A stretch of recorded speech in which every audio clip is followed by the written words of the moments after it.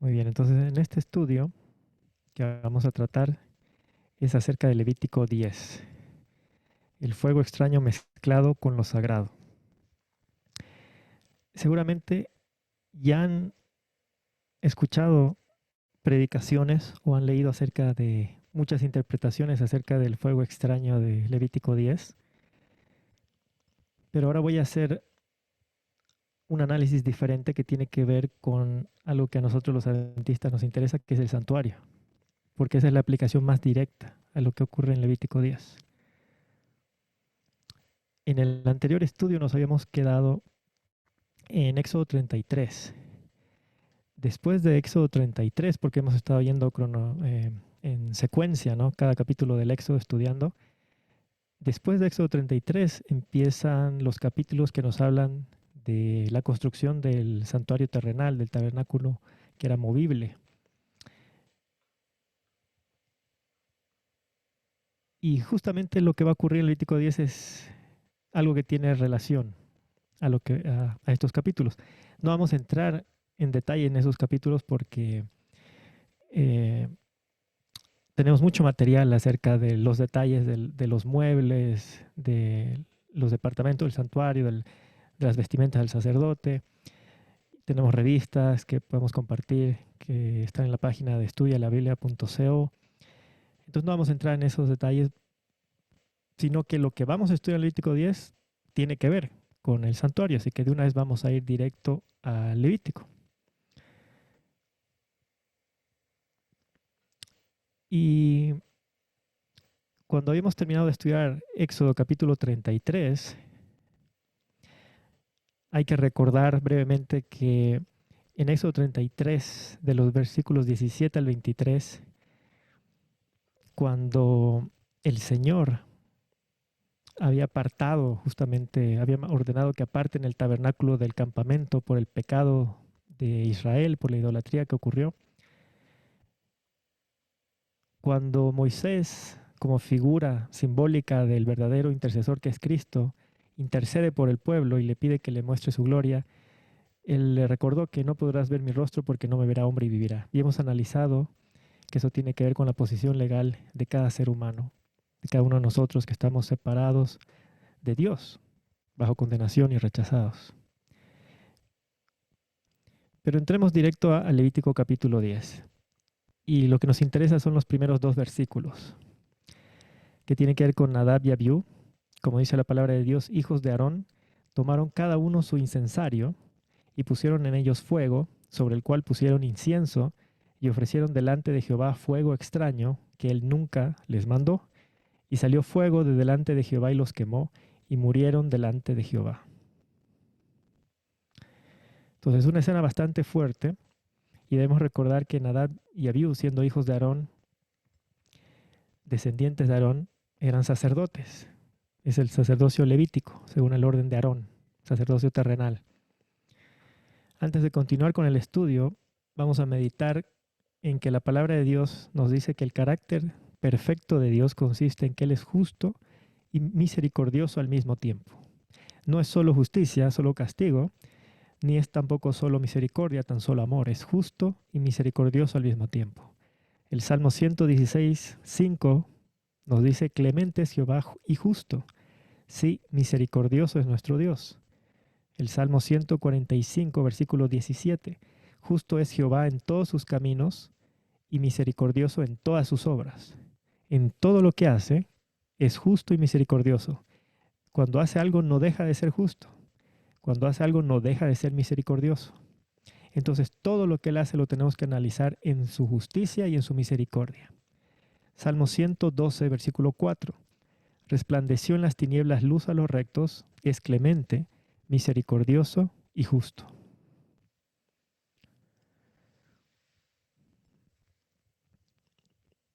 ¿Qué estaban haciendo los hijos de Aarón? Llevando un incensario dentro del lugar santo del santuario terrenal.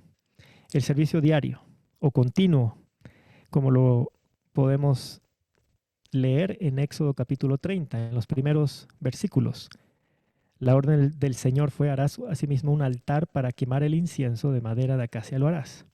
Había un altar donde se quemaba el incienso, que estaba frente al velo que separaba el lugar santo del santísimo. Y atrás de ese velo, en el lugar santísimo, se encontraba el arca del pacto, donde se encontraba la ley de Dios, los 10 mandamientos, que son los que demandan obediencia perfecta, un carácter perfecto, una vida justa, eh, una naturaleza sin mancha de pecado. Es la ley que, si es quebrantada, tiene una condenación. La paga del pecado es muerte y muerte segunda. Los detalles lo tenemos en el versículo 6, donde la orden fue, lo pondrás delante del velo que está junto al arca del testimonio, como acabo de mencionar. Y aquí viene el servicio diario. Versículo 7 en adelante, Aarón quemará incienso aromático sobre él cada mañana, cuando aliste las lámparas lo quemará. Y cuando Aarón encienda las lámparas al anochecer, quemará el incienso. Rito perpetuo delante de Jehová por vuestras generaciones. Versículo 9. No ofreceréis sobre él incienso extraño, ni holocausto ni ofrenda, ni tampoco derramaréis sobre él libación. Versículo 35. Harás de ello el incienso un perfume según el arte del perfumador, bien mezclado, puro y santo. Y molerás parte de él en polvo fino y lo pondrás delante del testimonio en el tabernáculo de reunión donde yo mostraré a ti. Os será cosa santísima. Como este incienso que harás, no os haréis otro según su composición, te será cosa sagrada para Jehová. Cualquiera que hiciere otro como este para olerlo, será cortado de entre su pueblo. Entonces la orden fue clara, lo que tenían que hacer. La orden fue clara de que este incienso, que tenía que presentarse delante del arca del pacto donde se encuentra la ley de Dios, era algo puro y santo, cosa santísima, sagrada. No se podría ofrecer incienso extraño. Cualquiera que lo hiciere sería cortado del pueblo. Y justamente leemos en Levítico 10 que eso fue exactamente lo que hicieron Nadab y Abiú. Ofrecieron un fuego extraño que él nunca mandó. ¿Cuál fue la consecuencia? Salió fuego delante de Jehová, los quemó y murieron delante de Jehová.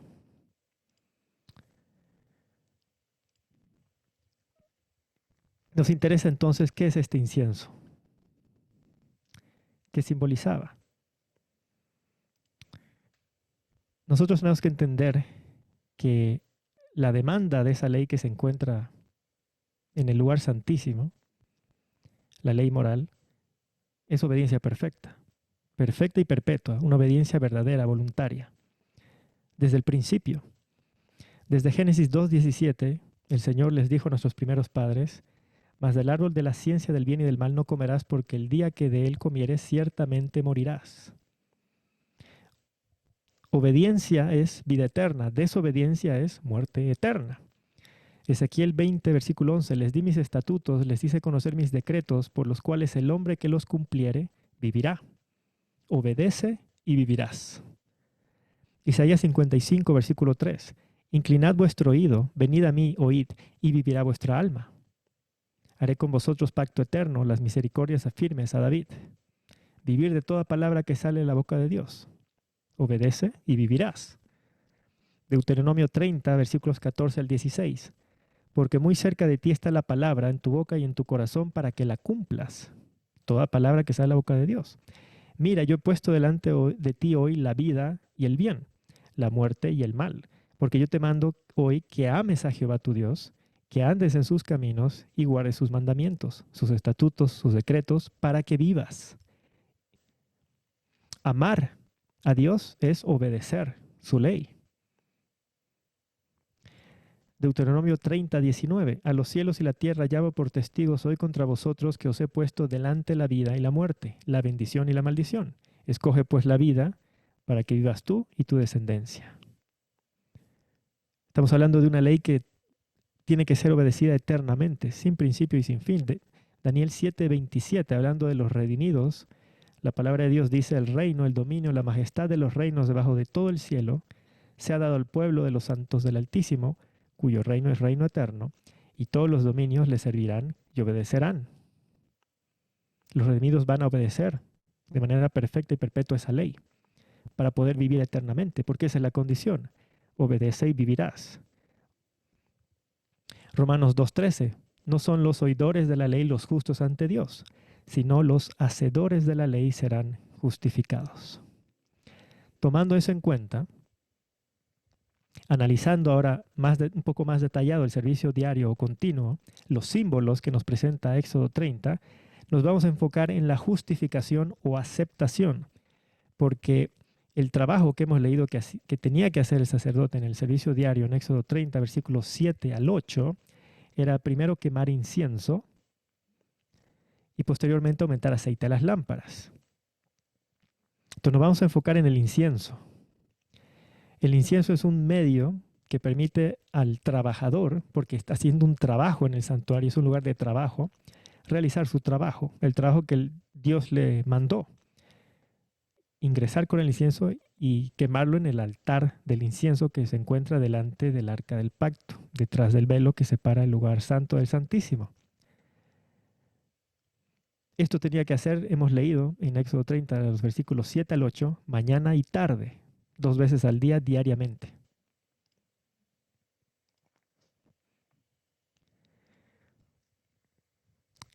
¿Qué hacía el israelita mientras realizaba este trabajo? Era un espectador. No hemos leído en ninguna parte en Éxodo 30 de que el israelita tenía que llevarle el incienso y prepararlo y luego dárselo. Él no preparaba el incienso, el israelita, lo hacía el sacerdote. El israelita no podía entrar a quemar el incienso, lo tenía que hacer el sacerdote. Era un espectador.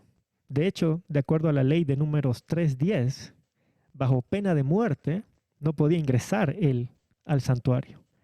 Y la orden es de que ese incienso tenía que prepararse en el atrio y luego tenía que introducirse para ser quemado en el altar del incienso en el lugar santo. Alguien tiene que hacer ese trabajo. El israelita bajo pena de muerte no puede hacerlo. Entonces, ¿quién lo realiza? El sacerdote, el trabajador. Entonces, esa parte ya está clara. ¿Para qué presenta incienso? Vamos a leer Ezequiel capítulo 20, versículos 40 al 41. Vamos a ir con nuestras Biblias a Ezequiel capítulo 20, versículos 40 al 41.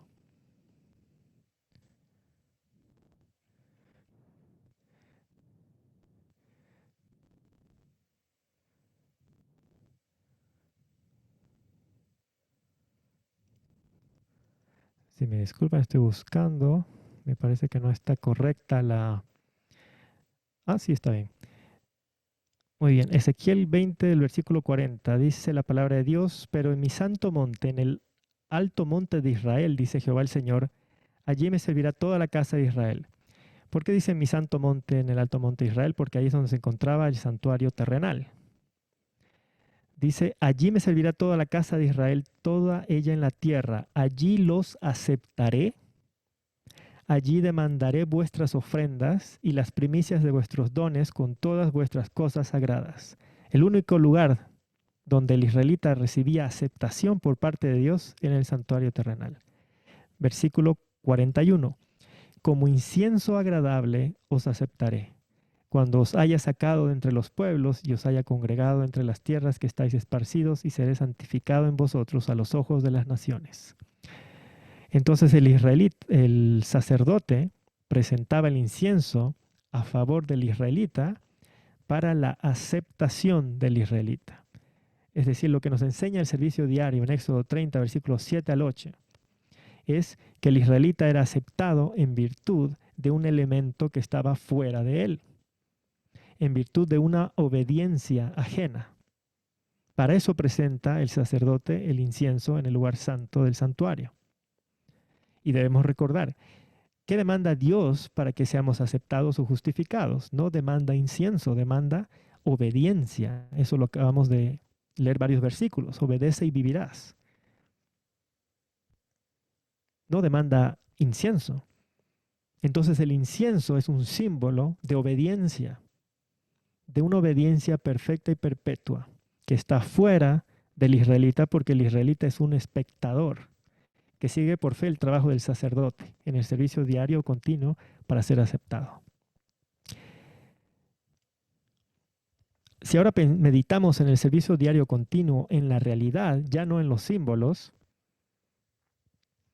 estamos hablando de la justificación por la fe, de Romanos 3:24. Vamos a analizar algunos párrafos, hay más de los que yo tengo aquí anotados.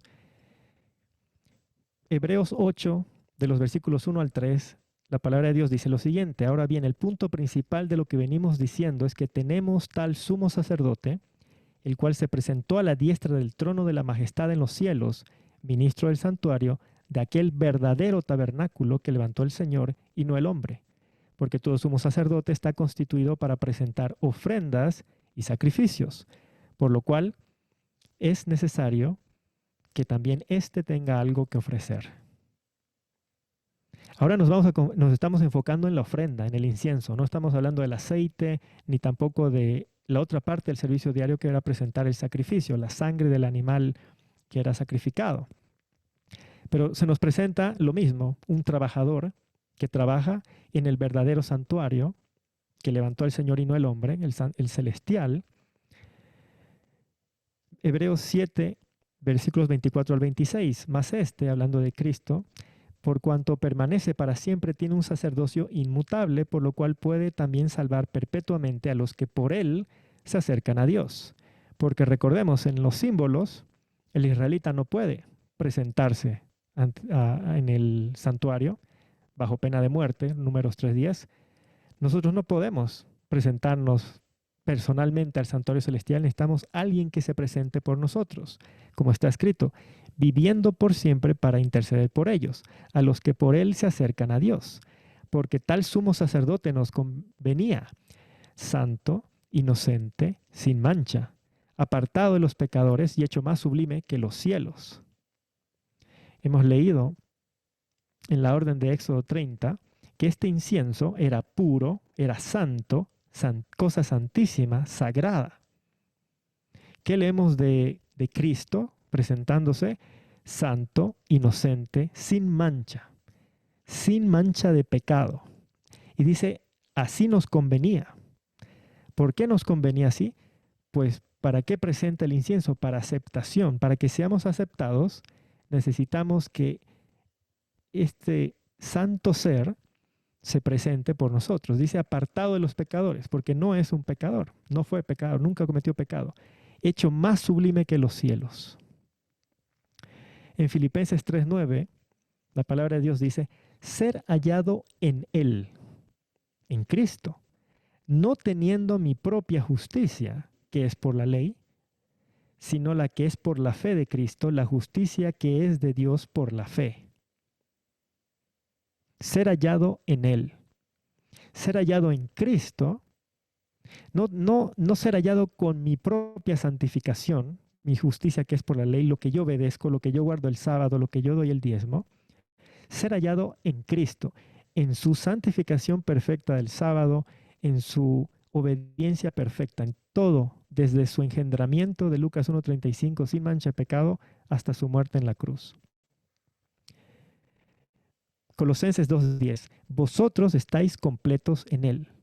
Yo no tengo que aumentar mi obediencia a su obediencia, porque la mancharía con mi mancha de pecado. Estoy completo, no me falta nada en Él. Para aceptación, para que yo sea justificado, aceptado por el Padre.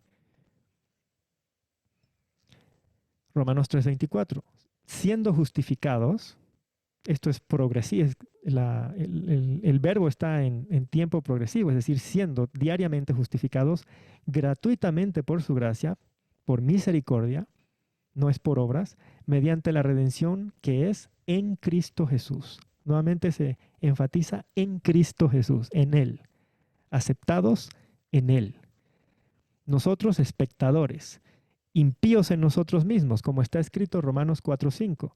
Mas al que no obra, sino cree en aquel que justifica al impío, su fe le es contada por justicia. En mí mismo, yo no soy ni santo, ni inocente, ni sin mancha. Tengo mancha de pecado, soy culpable y soy impío. Pero en Cristo soy santo, inocente, sin mancha, porque Él se presenta por mí, porque el Padre no me mira a mí, mira a Cristo, que se presenta por mí. Y si lo mira a Cristo, estoy aceptado en Cristo. Es como en el principio, ¿no? En Caín y Abel. Abel se presentó con un cordero porque quería que Dios mire, no lo mire a él directamente, sino al cordero que representaba a Cristo, mientras Caín se presentó sin el cordero, quería que lo mire a él. Y si el Padre lo ve a él directamente, ¿qué había pasado lo que le dijo Jehová a Moisés? No podrás ver mi rostro porque no me verá hombre y vivirá. Porque Dios es fuego consumidor, Hebreos 12:29. Si nos viera directamente, tendría que aplicar la justicia. La paga del pecado es muerte y muerte segunda. Como no queremos la justicia, queremos la misericordia, necesitamos que Él vea a Cristo para que seamos aceptados. Eso es servicio diario. ¿Qué hay del servicio anual o día de expiación? El juicio simbólico. Eso se encuentra en Levítico 16. Nos vamos a enfocar, repito, en la justificación o aceptación. No nos vamos a enfocar en el perdón ni en la santificación. Estamos tratando con el incienso, porque lo que presentaron Nadab y Abiú fue un incienso extraño. Levítico 16:2. Vamos con nuestras Biblias. Levítico 16:2. La palabra de Dios dice: Jehová dijo a Moisés, di a Aarón tu hermano que no en todo tiempo entre en el santuario detrás del velo, delante del propiciatorio que está sobre el arca, para que no muera, porque yo apareceré en la nube, sobre el propiciatorio.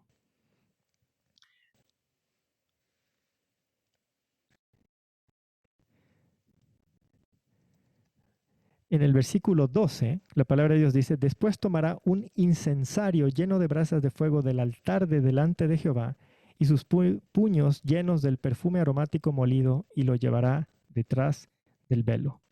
Entonces vamos a anotar 2:12. ¿Con qué sigue trabajando esta vez el sumo sacerdote, y esta vez en el lugar santísimo en el día de expiación? Con incienso. ¿Para qué presenta incienso nuevamente? Pues el incienso, la única definición que encontramos en la Biblia, volviendo a Ezequiel 20, versículos 40 al 41, es para aceptación. ¿Qué demanda Dios para que seamos aceptados? ¿Demanda incienso? No, demanda obediencia. Entonces ese incienso de Levítico 16:12 sigue siendo un símbolo de una justicia ajena por la cual Dios nos acepta, inclusive en el juicio. El 10 de mes séptimo, día de expiación, cuando hay que purificar el santuario. ¿Dónde está el israelita? Espectador. Porque Números 3:10, bajo pena de muerte, le sigue prohibiendo que él entre a presentarse. Si Dios quisiera que aprendiésemos que para pasar el juicio tengo que alcanzar la perfección, Levítico 16 lo que debería enseñarnos es que el sacerdote, el sumo sacerdote, examina al israelita y le dice: entra y preséntate delante de Jehová. Y el israelita debería entrar el 10 de mes séptimo, presentarse delante del arca para ser aceptado. No leemos tal cosa en la Biblia porque esa no es la enseñanza de cómo se pasa el juicio. El juicio se sigue con los mismos símbolos del servicio diario, el incienso. Nuevamente aparece el incienso. ¿Qué nos enseña entonces en la realidad? En el día del juicio de Apocalipsis 14:7, que cuando va a haber una justificación final, tenemos que seguir confiando en ese trabajador que en el juicio va a seguir haciendo lo mismo que dice Hebreos 8 del 1 al 3, va a presentar una ofrenda y un sacrificio. La ofrenda es su vida de obediencia perfecta y perpetua a la ley, su vida sin mancha de pecado. Y vamos a tener que seguir confiando en lo que la palabra de Dios nos dice: ser hallado en Él no teniendo mi propia justicia que es por la ley, sino la que es por fe de Cristo, la justicia que es de Dios por la fe, confiando en que nosotros estamos completos en Él. Hebreos 3:14 nos dice: porque somos hechos participantes de Cristo con tal que retengamos firme hasta el fin nuestra confianza del principio. En el principio confiamos en el servicio diario, en una justicia ajena, la de Cristo, para que nos acepte. Si retenemos esa aceptación o justificación, tenemos que retenerla hasta el juicio. En el juicio seguimos siendo espectadores. Estamos aquí en la tierra, que nosotros mismos tenemos mancha de pecado, por lo tanto la ley nos condena.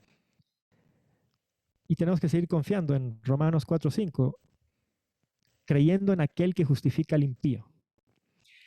¿Quiere decir esto que yo puedo vivir pecando? ¿Quiere decir esto que yo no tengo que obedecer la ley? No, porque no estamos hablando de santificación. Estamos hablando del incienso. Estamos hablando de la justificación. Y lo que la Biblia nos enseña es que la única forma para que seamos aceptados es en virtud de la justicia perfecta y perpetua de Cristo. Eso es lo que estamos tratando en este momento.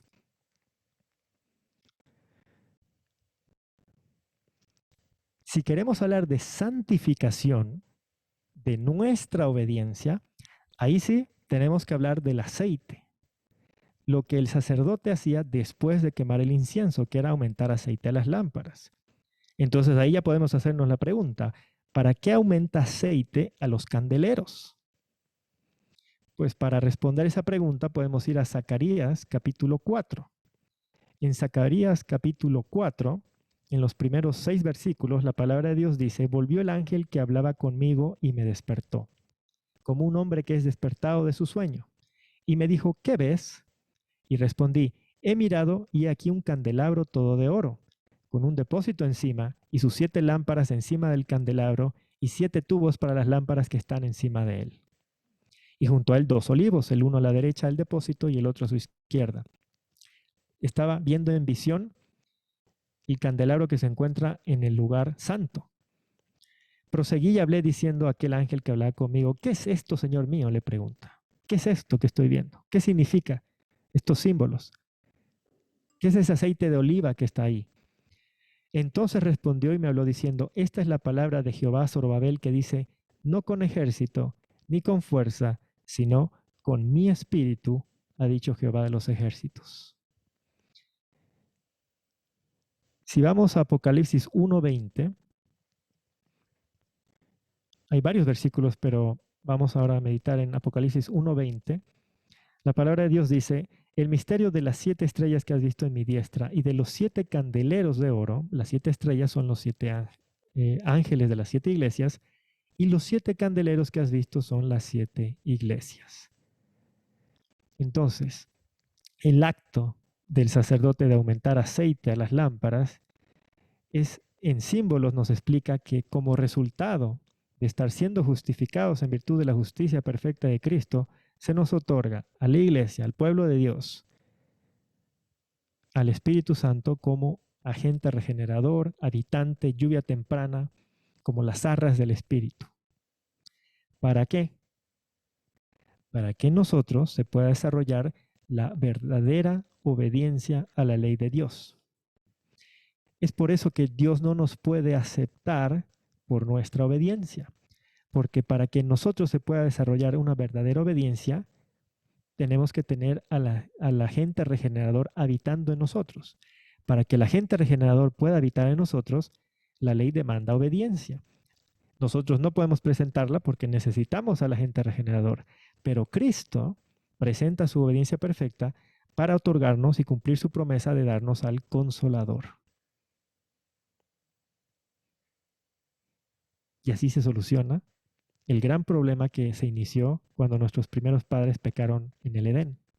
Aquí se cumple la promesa que Cristo en el Edén le hizo a nuestros primeros padres. Enemistad pondré, hablándole a la serpiente, entre tu descendencia y la descendencia de la mujer. Esto es santificación. Pero nótese que para aceptación y justificación tenemos que hablar del incienso, no del aceite. En Levítico 16, 2, el sacerdote no entra a presentar aquí un aceite, presenta incienso. Y el incienso sigue representando una obediencia que está fuera de nosotros. Si hablamos de santificación, primero tenemos que ser aceptados en virtud de esa justicia ajena para que se nos sea dado el Consolador. Pero cuando llegue el juicio,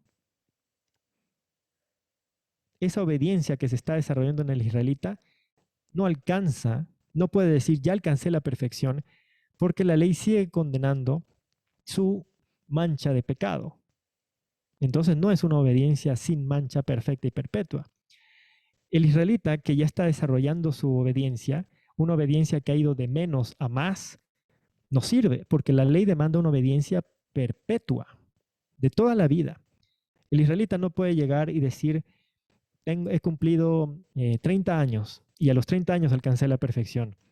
Entonces, mira mi obediencia de los 30 años.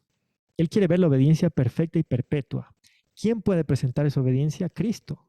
El único que puede decir desde Lucas 1:35 que fue engendrado sin mancha de pecado y que desarrolló desde que nació un carácter perfecto, una vida perfecta. ¿Quién de nosotros va a poder decir eso? Nadie para el juicio, pero Cristo puede. Entonces, hablando del aceite en la realidad, en el servicio diario continuo, estamos hablando de la santificación de Romanos 6:22. El trabajador, que es Cristo, su sacerdocio en el santuario celestial, se presenta y presenta su obediencia perfecta para que nos sea otorgado al agente regenerador. En Oseas 6:3 se usa la figura de lluvia, ¿no? Conoceremos, proseguiremos en conocer a Jehová. Como el alma está dispuesta a su salida, vendrá a nosotros como la lluvia tardía y temprana a la tierra. Eso ocurre en el cielo. En la tierra tiene que ocurrir en nosotros, que estamos siendo justificados en virtud de la justicia perfecta de Cristo y recibiendo al agente regenerador, la regeneración. Romanos 6:22. Mas ahora que habéis sido libertados del pecado, hechos siervos de Dios, tenéis por vuestro fruto la santificación y como fin la vida eterna. Como fruto, como resultado, la santificación, no como causa. La santificación no es lo que me hace aceptable ante el Padre. Es por eso que hemos leído, ser hallado en Él, Filipenses 3:9, no teniendo mi propia justicia que es por la ley, sino la que es por la fe de Cristo, la justicia que es de Dios por la fe. Para justificación, la que yo estoy desarrollando aquí en la tierra, aprendiendo a obedecer la ley, aprendiendo a amar a Dios, desarrollando un carácter semejante al de Cristo, no es con esa con la que yo voy a confiar para ser aceptado. Porque yo primero tengo que ser aceptado para que en mí se pueda desarrollar el fruto de la santificación. Filipenses 3:12, no que lo haya alcanzado ya, ni que ya sea perfecto, sino que prosigo, por ver si logro hacer aquello para lo cual fui también nacido por Cristo Jesús. Fíjense que tanto en Oseas, en el Antiguo Testamento, Oseas 6:3, la palabra es proseguir. Conoceremos, proseguiremos. Cada día que nos es dado el bautismo diario del Espíritu Santo es para proseguir en la santificación, es continuo, diariamente. Cada día tenemos que conocer, dice a Jehová, es decir, su ley, su carácter, porque eso nos demuestra nuestros defectos de carácter, nuestras desobediencias, y tenemos que luchar contra eso. Por eso dice, no soy perfecto, sino que prosigo. ¿Cuál es la meta? Es ser perfectos. La perfección es sin duda la meta, pero no para pasar el juicio, porque eso es imposible, porque hasta que la mancha de pecado, esa inclinación al mal, sea erradicada, necesitamos depender de una obediencia que es sin mancha y sin defecto. Por eso es que hemos leído en Hebreos 7:24-26, tal sumo sacerdote nos convenía, santo, inocente, sin mancha. Porque como la ley condena la mancha de pecado, necesitamos uno santo, inocente, sin mancha. Proverbios 28:13, el que encubre sus pecados no prosperará, mas el que los confiesa y se aparta alcanzará misericordia. Entonces, ¿por qué necesitamos nosotros obedecer si Dios no acepta nuestra obediencia para justificación? Porque para retener la aceptación en Cristo, ese pecado tiene que llegar al juicio perdonado. Porque recordemos, en Levítico 16:16, lo que va a ocurrir es una expiación del santuario. ¿Por qué necesita ser expiado? Porque hay pecados que han sido traspasados al santuario diariamente por el servicio diario. Entonces tiene que haber una expiación, un borramiento. Pero solo se puede borrar el pecado que ha sido traspasado al santuario, que está perdonado allí en los libros. Ese pecado perdonado va a ser borrado. Para que un pecado esté borrado, tiene que haber sido confesado y tiene que haber sido abandonado. Entonces la santificación tiene que ir de la mano de la justificación. Como dice Primera de Juan 3, versículo 3, todo aquel que tiene esta esperanza en él se purifica a sí mismo, así como él es puro.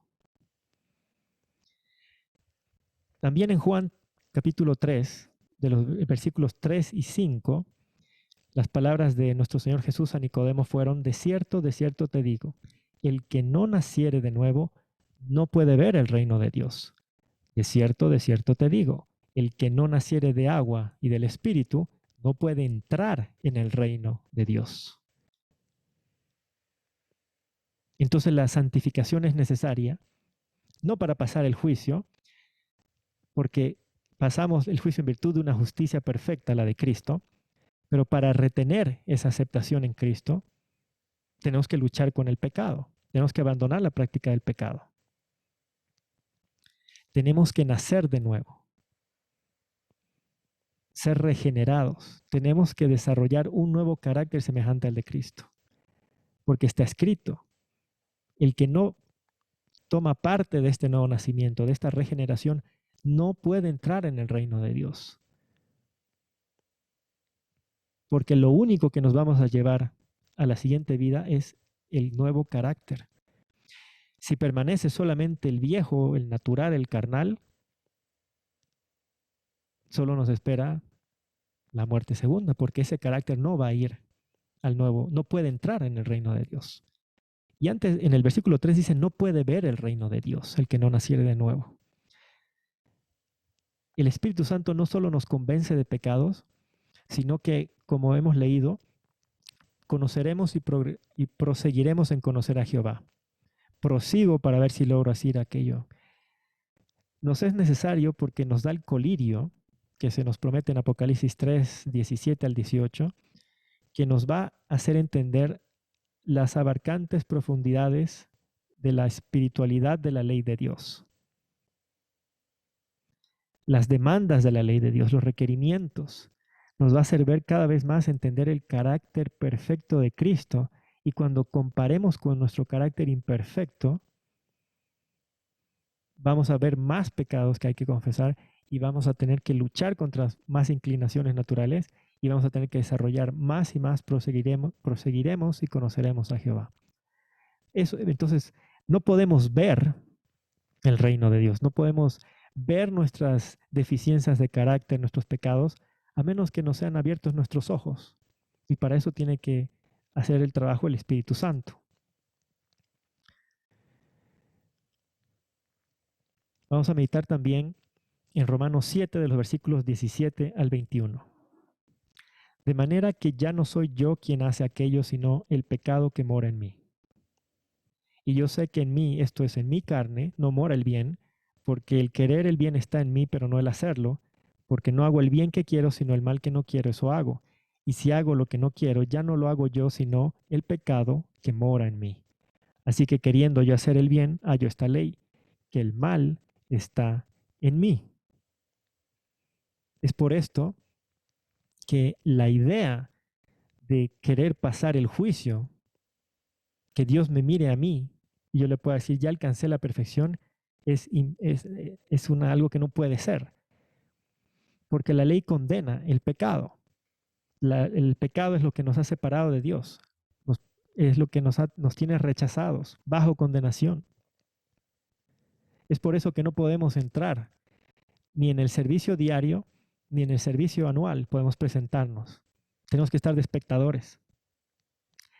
Aquí en la tierra tenemos que luchar contra nosotros mismos, justamente con el pecado que mora en mí, con esa inclinación al mal que hay dentro de mí, con esa depravación que hay en mí, con la mentira, el egoísmo, el orgullo que hay en mí.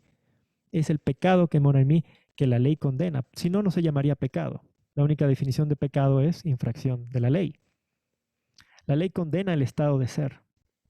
Jeremías 2:22, la palabra de Dios dice: aunque te laves con lejía y amontones jabón sobre ti, la mancha de tu pecado permanecerá aún delante de mí, dijo el Señor. La mancha de tu pecado permanece aún delante de mí. El Salmo 51:5, este hermoso salmo de David, dice: ten piedad de mí, oh Dios, conforme a tu misericordia. conforme a la multitud de tus piedades, borra mis rebeliones. Lávame más y más de mi maldad y límpiame de mi pecado. El Señor Jesús dijo a Nicodemo, el que no naciere del agua y del Espíritu, porque el agua es otro símbolo del Espíritu Santo. ¿Qué hace el agua? Limpia, lava las impurezas. Y aquí el salmista dice, lávame más y más de mi maldad y límpiame de mi pecado. ¿De qué le está pidiendo que lo lave? No es solamente de los actos, es de esta inclinación al mal, de este estado de ser. Porque en Jeremías 2:22 el Señor nos dice que nosotros mismos no podemos, dice, aunque te laves con lejía y amontones jabón sobre ti, la mancha de tu pecado permanecerá aún delante de mí. David entendía eso. Por eso él, ¿qué le pedía al Señor? Lávame más y más de mi maldad, límpiame de mi pecado, porque yo reconozco mis rebeliones y mi pecado está siempre delante de mí. Contra ti solo he pecado y he hecho lo malo delante de tus ojos, para que seas reconocido justo en tu palabra y tenido por puro en tu juicio. He aquí, en maldad he sido formado y en pecado me concibió mi madre. Continúa hablando del estado de ser. En maldad he sido formado, en pecado me concibió mi madre. Soy descendiente de Adán y Eva, caídos en el pecado, por lo tanto tengo una mancha de pecado. He aquí tú amas la verdad en lo íntimo, y en lo secreto me has hecho comprender sabiduría. Purifícame con hisopo y seré limpio. Lávame y seré más blanco que la nieve. ¿Cuál fue la sabiduría que le hizo comprender? ¿Cuál fue esa sabiduría que le hizo conocer y proseguir en conocer a Jehová? Que la ley condena su estado de ser.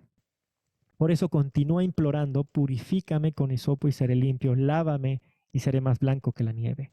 Lávame de este carácter que está dentro de mí, que es semejante al de Satanás. Lávame de la mancha de mi pecado. Hazme oír gozo y alegría y se recrearán los huesos que has abatido. Esconde tu rostro de mis pecados y borra todas mis maldades. Crea en mí, oh Dios, un corazón limpio.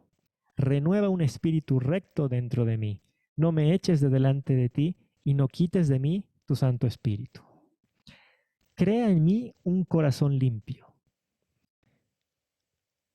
Fíjense, la palabra de Dios siempre utiliza símbolos para que nosotros meditemos en su palabra.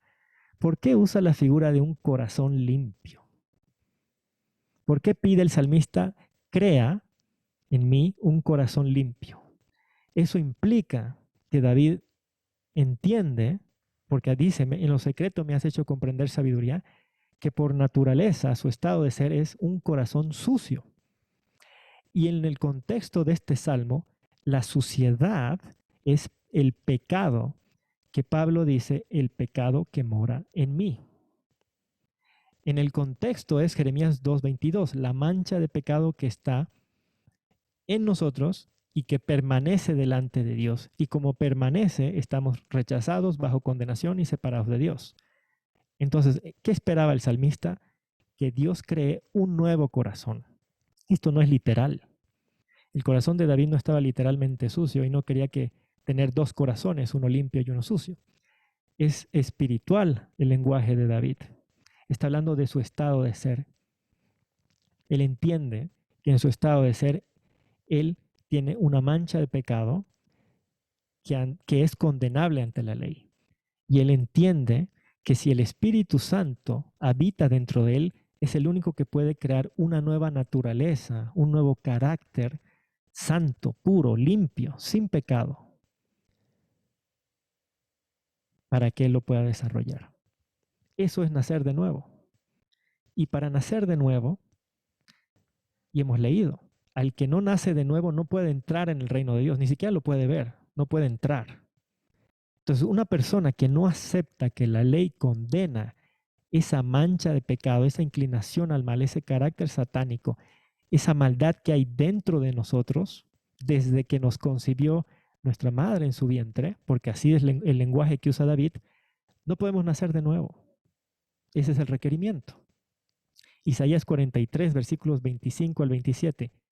Yo soy el que borro tus rebeliones por amor de mí mismo Es decir, es por gracia. No las borra porque hemos alcanzado la perfección, porque somos perfectos, sino justamente porque somos impíos, pecadores y malos, es que Él, por amor, por misericordia, las tiene que borrar. Y dice, y no me acordaré de tus pecados, hazme recordar, entremos en juicio juntamente, habla tú para justificarte.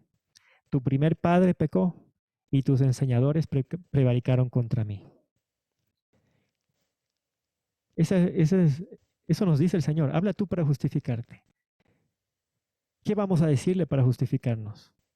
Le vamos a decir, hemos alcanzado la perfección, ya soy perfecto, porque doy mis diezmos, porque no como carne, porque hago esto, porque hago esto. ¿Cuál es la respuesta del Señor? Tu primer padre pecó allá en el Edén, y por lo tanto tienes una naturaleza con mancha de pecado, una inclinación al mal. Eres egoísta, orgulloso, y la ley condena eso de ti. Es por esto que primero nos dice, yo soy el que borro tus rebeliones por amor de mí mismo, y no me acordaré de tus pecados. Ezequiel 36:26, la promesa del Señor, os daré corazón nuevo, pondré espíritu nuevo dentro de vosotros y quitaré de vuestra carne el corazón de piedra y os daré un corazón de carne. Qué interesante que continúa utilizando la figura de corazón, ¿no? Corazón de piedra, corazón de carne. No es el corazón el que, como el cerebro, ¿no? Donde salen nuestros pensamientos, el que dirige esto. Pero el corazón es realmente el núcleo de la vida. Es el que hace circular la sangre por todo nuestro cuerpo, por todo nuestro organismo, para que pueda tener vida. Es decir, el centro de la vida misma, nos dice la palabra de Dios, está contaminado. Usa la figura del corazón para hacernos entender que en lo más profundo de nosotros, en lo más importante, en aquello que infunde toda nuestra vida, todo lo que hacemos, todo lo que pensamos, todo lo que deseamos, está contaminado y tiene que ser regenerado. Es el corazón mismo. Todo nuestro ser necesita ser regenerado. Salmo 58, los versículos 1 al 5. Oh congregación, ¿pronunciáis en verdad justicia? ¿Juzgáis rectamente, hijos de los hombres? Antes, en el corazón maquináis iniquidades. Hacéis pesar la violencia de vuestras manos en la tierra. Se apartaron los impíos desde la matriz, se descarriaron hablando mentira desde que nacieron. Veneno tienen como veneno de serpiente, son como el áspid sordo que cierra su oído, que no oye la voz de los que encantan, por más hábil que el encantador sea. Nuevamente repito, no es el corazón el que literalmente maquina iniquidad. Vendría a ser el cerebro. Dios no dice esto porque se equivocó. El creador que nos hizo sabe exactamente la función de cada órgano de nuestro cuerpo, pero nos quiere hacer entender por símbolos que en lo más profundo de nuestro ser, en el núcleo de nuestra vida, todo nuestro ser está contaminado por el pecado. Desde la matriz, dice, desde el vientre, desde que fuimos engendrados, impíos. Mentira desde que nacemos, es decir, no es que el pecador le enseñan a ser pecador, no es que se hace pecador, no es que el ladrón, la sociedad lo hace ladrón, el mentiroso, la sociedad lo hace mentiroso. Así no está escrito. Desde que nacemos, impíos, mentirosos, continúa diciendo, veneno tienen como veneno de serpiente. Las serpientes venenosas no adquieren el veneno a cierta edad, ya nacen como serpientes venenosas, ya nacen queriendo morder, defenderse, atacar. El pecado es un veneno que está dentro de nosotros y estamos bajo condenación por ello. Por eso necesitamos un redentor, un sustituto en la vida, un garante y sustituto en la muerte, un mediador. El veneno está dentro de nosotros. Dice, son como el áspid sordo que cierra su oído, que no oye la voz de los que encantan, por más hábil que el encantador sea. Por mucho que yo pueda con elocuencia tratar de hablar de que la ley condena el estado de ser, al final únicamente el Espíritu Santo es el que puede convencer a cada persona de pecado. Es el Espíritu Santo el que puede dar, como dice el salmista, en lo secreto hacer comprender sabiduría, hacer comprender que la ley condena el estado de ser. Pero el áspid sordo que cierra su oído es porque por naturaleza lo que nos agrada escuchar es que la ley no condena el estado de ser, que esto es una nueva teología, que esto es que el hombre puede alcanzar la perfección para pasar el juicio, etc. Eso es lo que nos gusta escuchar. ¿Pero por qué? Porque si yo puedo pasar el juicio sin la justicia de Cristo, eso me es agradable. Porque como por naturaleza yo no amo a Cristo, no quiero tener nada que ver con Él, ni con su justicia, ni con su sangre, con lo que Él hizo. Porque por naturaleza odio a Cristo. La idea de que Dios me puede mirar y aceptar a mí, no a Cristo, es agradable. Por eso Jeremías 6:10 dice, ¿a quién hablaré y amonestaré para que oigan? He aquí sus oídos son incircuncisos y no pueden escuchar. He aquí la palabra de Jehová les es cosa vergonzosa, no la aman. Es vergonzoso escuchar que desde el vientre somos pecadores, mentirosos, depravados. Es vergonzoso. Interesante que la palabra de Dios habla de corazón, oído incircunciso y que Él utilizó la circuncisión en el ritual simbólico. ¿Qué es la circuncisión? La circuncisión en el ritual simbólico era cortar la carne del miembro del varón. Era algo que tenía que ocurrir en la carne. Era algo con que el varón nace y tenía que ser cortado. Era algo que es parte del hombre, que tenía que ser cortado. En el símbolo, ¿no? Estamos hablando de algo físico del hombre. Pero la palabra de Dios usa la misma palabra para hablar de nuestro corazón, de nuestros oídos, de nuestros ojos. ¿Por qué lo utiliza entonces? ¿Por qué dice oídos incircuncisos, corazón incircunciso, ojos incircuncisos? Nos está diciendo claramente que en nuestro estado de ser, en nuestra naturaleza, somos sordos, ciegos, somos impíos, somos pecadores. Es un estado de ser. Hablar de un corazón de piedra es estado de ser. Un oído incircunciso es estado de ser. Juan 5:42, mas yo os conozco, no tenéis amor de Dios en vosotros. Esto es estado de ser. La amonestación del testigo fiel. Apocalipsis 3:17, porque tú dices, yo soy rico, me he enriquecido, de ninguna cosa tengo necesidad. No sabes que tú eres un desventurado, miserable, pobre, ciego y desnudo. Por tanto, yo te aconsejo que de mí compres oro refinado en fuego para que seas rico, vestiduras blancas para vestirte, y que no se descubra la vergüenza de tu desnudez, y unge tus ojos con colirio para que veas. Es estado de ser.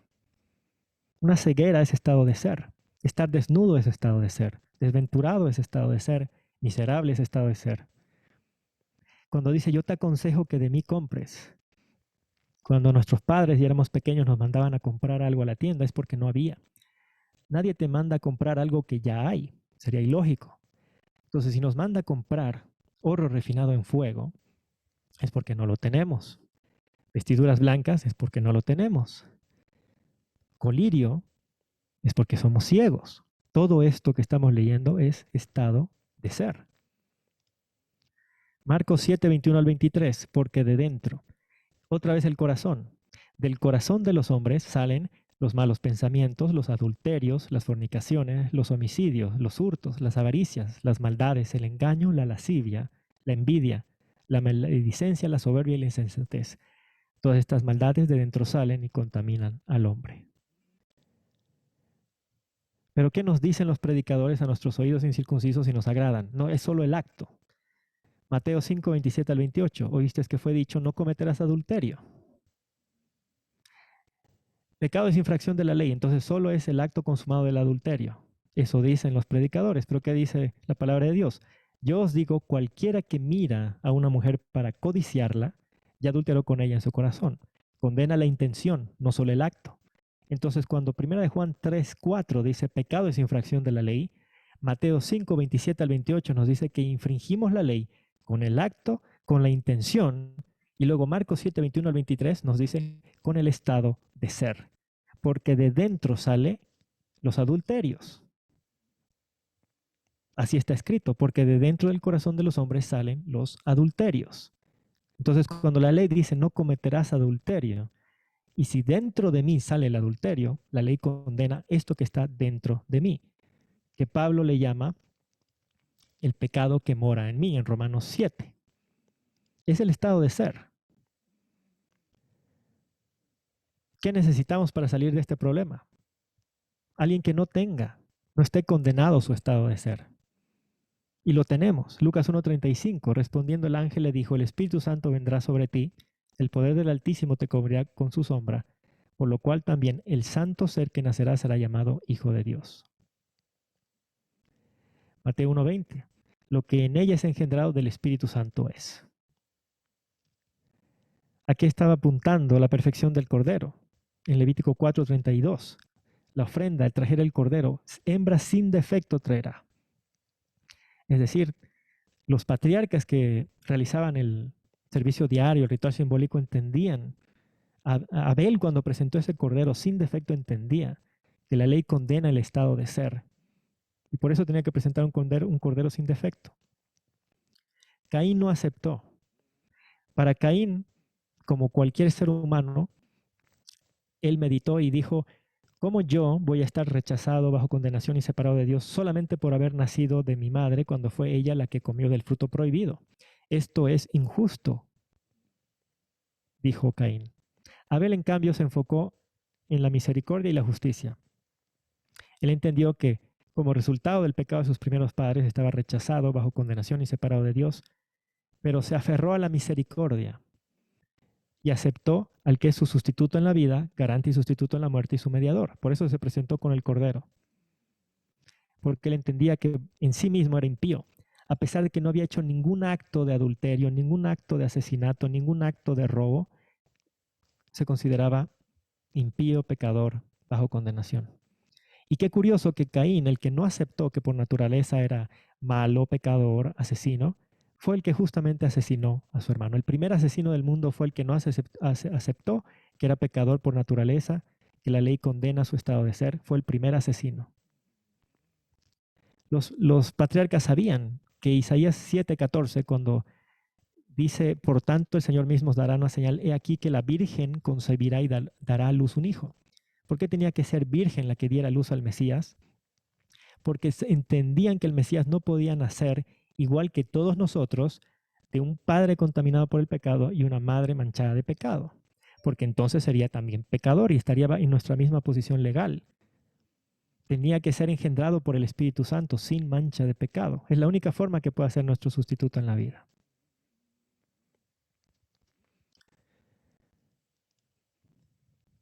Entonces en la regeneración se cumple la promesa de Génesis 3:15. Pondré enemistad entre ti y la mujer, entre tu simiente y la simiente suya.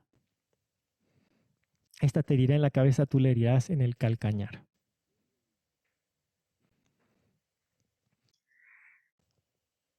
Cuando leemos en Salmo 8:4, la palabra de Dios dice, digo, ¿qué es el hombre para que tengas de él memoria y el Hijo del Hombre para que lo visites? Nos habla del Espíritu Santo como visitante, como trabaja en cada ser humano. Si él no hiciera ese trabajo, el mundo sería un campo de batalla constantemente. Es gracias a su influencia refrenadora que cuando nos enojamos, cuando perdemos la paciencia, no cometemos actos que van más allá del límite. Pero las personas que rechazan el trabajo del Espíritu Santo, lastimosamente, como rehúsan el poder subyugar al Espíritu Santo, entonces dan rienda suelta al asesinato, a todo el acto consumado, pero dan rienda suelta al acto consumado de algo que está dentro de nosotros. Cada vez que nos enojamos con una persona, estamos manifestando el deseo de matar a esa persona. Si no lo llevamos al acto, es por obra y misericordia de Dios, porque estamos siendo subyugados por el Espíritu Santo. Pero bajo la ley ya estamos en los libros del cielo como asesinos. Hay que pedir perdón por ese pecado.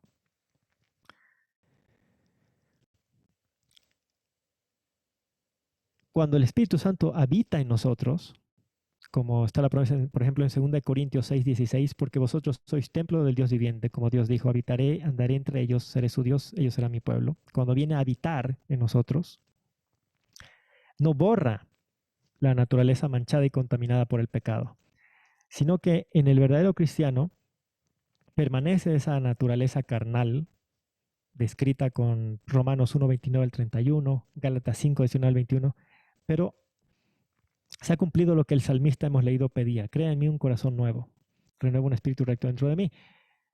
Implanta el Espíritu Santo una nueva naturaleza, un nuevo carácter. La ley entronizada en la mente y en el corazón, como dice Hebreos 8:10. Los frutos del Espíritu, Gálatas 5:22 al 23. Y ahí se desarrolla una lucha del cristiano. Entonces, para ir terminando este estudio, volviendo al inicio del tema, Levítico 10:1, hay muchos predicadores que hablan de todas las cosas que abarca ese fuego extraño que presentaron Nadab y Abiú. Pero esta tarde hemos estudiado que el incienso simboliza específicamente la justicia perfecta de Cristo. Entonces, ¿cuál es el verdadero fuego extraño que está en nuestros ojos delante hoy en día? Es la doctrina que dice que la ley no condena el estado de ser y que por lo tanto tú puedes pasar el juicio con tu propia justicia, con tu propia obediencia. Ese es el fuego extraño. Y aquellos que presentan ese fuego extraño, que Dios nunca nos mandó porque así no está en el ritual simbólico, que el hombre pasa el juicio por su propia obediencia, por su propia justicia, porque alcanza la perfección, dicen que hablar de que la ley condena el estado de ser es una doctrina, es una nueva teología, dicen, y que es algo católico incluso. Si ustedes notan, en toda la tarde, en una hora, todo lo que hemos hablado es puro Biblia, ni siquiera espíritu profecía. No he citado a Ellen G. White, no he citado a Martín Lutero, no he citado a San Agustín de Hipona, puro Biblia, porque es bíblico. Es bíblico que la ley condena el estado de ser y que el hombre es justificado en virtud de una justicia ajena y que la santificación es un resultado de la justificación por la fe. Así que si el Señor lo permite, la siguiente tarde, el siguiente viernes, vamos a continuar con este tema analizando ese fuego extraño que está delante de nosotros, que está siendo transmitido por muchos lugares, de que esto es una nueva teología. Esto no es nuevo. Esto viene desde el Edén, desde que el Señor Jesús con sus palabras dijo: enemistad pondré. Ahí está hablando del estado de ser. Voy a compartir el estudio, ustedes pueden leer las citas, pueden meditar cuando la palabra de Dios dice: el pecado que mora en mí, cuando habla: la mancha de tu pecado permanecerá dentro de mí, cuando dice: quitaré vuestro corazón de carne, el corazón de piedra, y que cada uno se pregunte si eso es estado de ser o es un acto consumado de pecado.